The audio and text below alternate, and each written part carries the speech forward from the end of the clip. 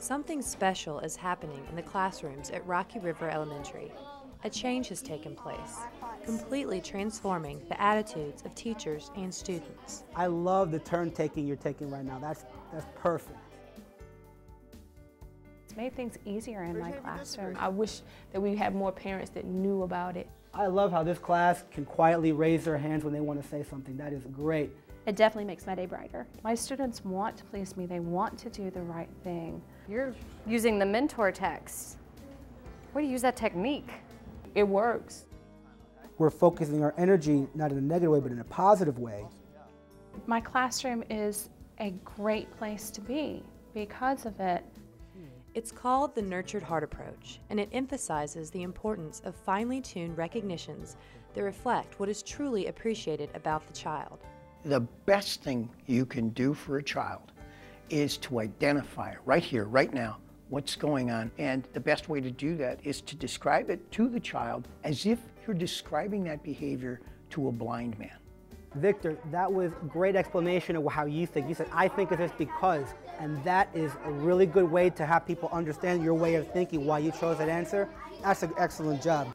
Look at you. Perform this task that I asked you for. You're not asking for more information. You're taking this on your own.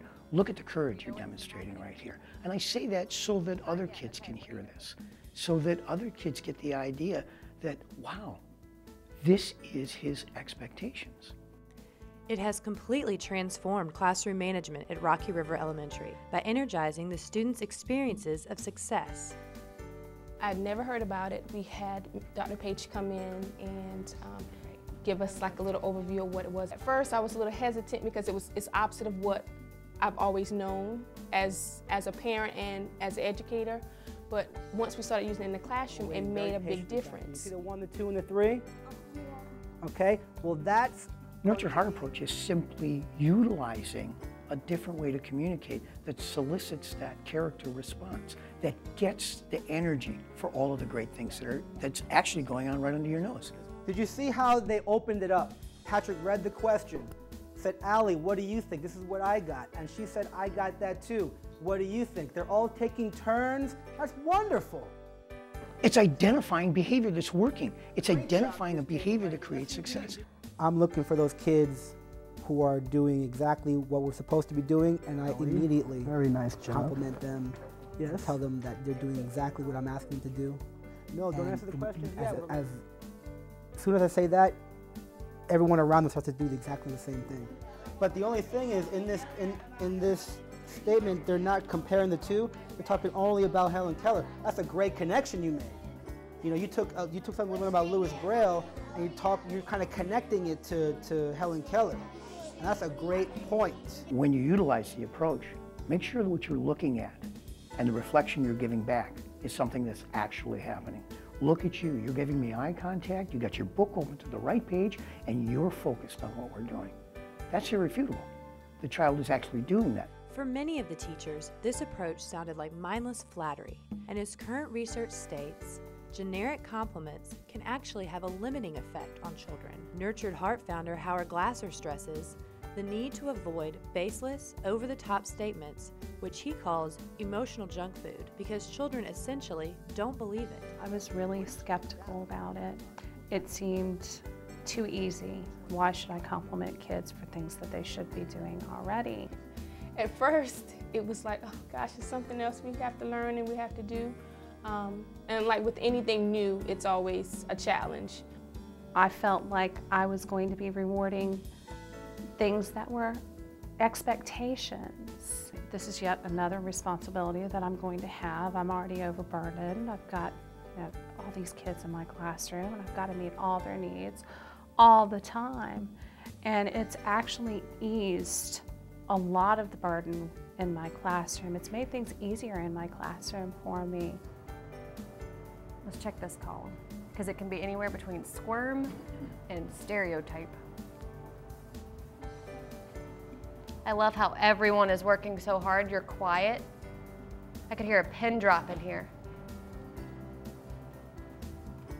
The students are keeping themselves in check, They're monitoring themselves more, so I don't have to do as much classroom monitoring. They're more confident because they may do something different than someone else, but theirs is just as good.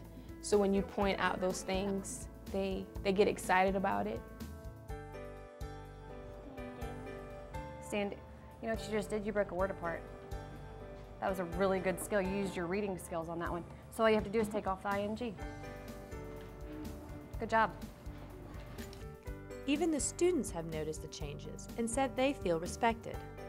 It makes me feel pretty good that he knows that I'm trying to obey and not do anything that I'm not supposed to. For you to acknowledge what they should already know makes them feel like, well, I know how to do it, and at least she recognizes that I know how to do it. I like how you're rereading what you have.